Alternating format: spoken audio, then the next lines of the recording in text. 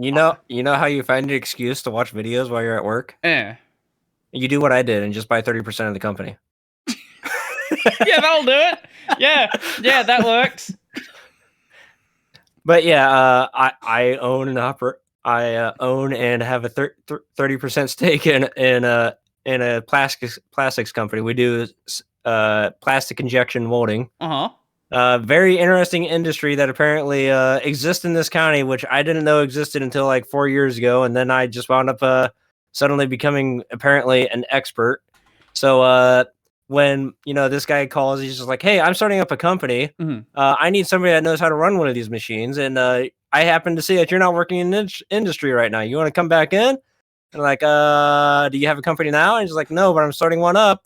And I'm like, "Oh, okay. How is this going to work out?" He's just like, "Well, because we don't even have a building yet. When this company actually opens its doors, I don't have anything to compensate you with right now, but I can give you partial ownership of the company." And I'm like, Okay. "Deal."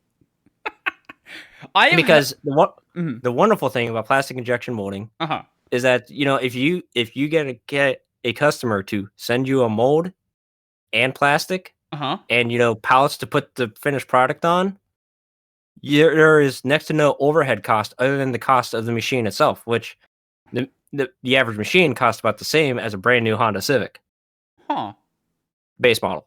Yeah. Yeah, so about $30,000 US.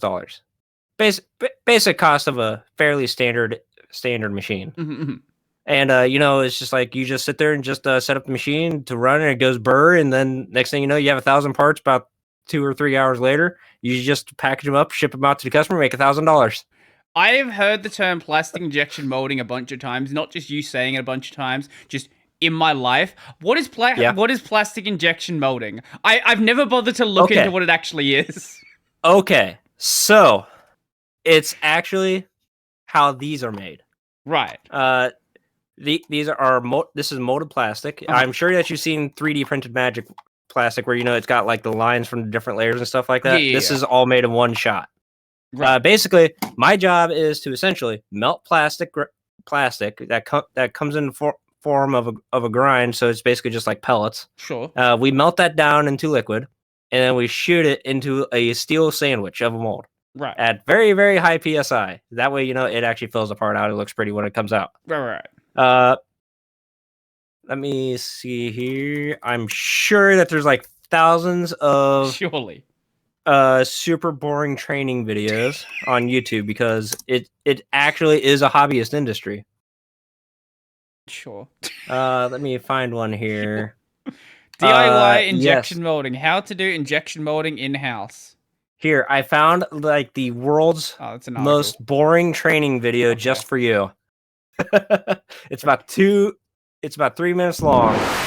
Stop playing the audio. I don't want to hear the audio. Here we go. Why does everything autoplay audio? Here we go. Okay. I don't know what I'm looking at, but it is playing. Yeah, they're gonna talk about like the principles here. It's got the generic corporate music in the background as well. Yep.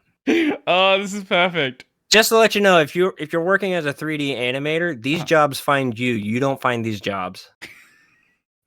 I'm sure they pay good money as well. They probably do.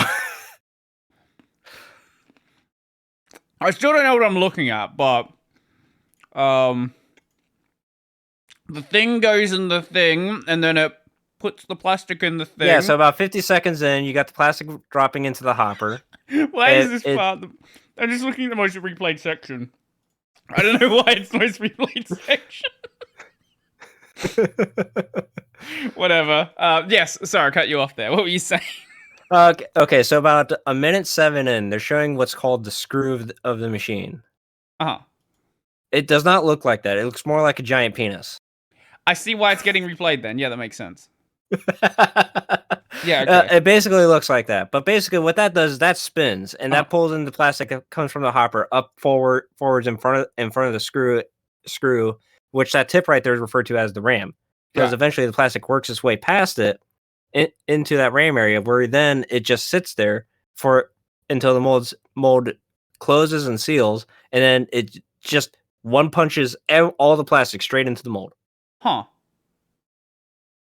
Okay, that makes sense. Okay, yeah, that makes sense. Okay, yeah. Around 140-ish, it's throwing like the plastic come off the mold. Yeah. Okay. Yep. Huh. That's neat. That is literally my entire industry, and I'm on track to. We're on track to make $12 million in revenue. That's not $12 million in profit. There's a difference between profit and revenue. Yeah. As for profit, we won't know until we actually make the money and calculate our taxes next year. Right. By the way, clearly the business is not bankrupt. Not yet, at least. We might have had to buy 8 machines to start with, procure a building, procure material dryers, grinders, and such. So the upfront cost was a little much, but thankfully, I personally have no risk in this other than my waste of my time. But on the bright side, I paid for rent for an entire year off the very first payout. You paid for what? Like, yep. So was that? I paid for my rent for the first year. Oh, sweet. So I'm basically living rent free until December next year. Oh, nice. That's awesome. Sure, that takes a lot of stress off you for a bit.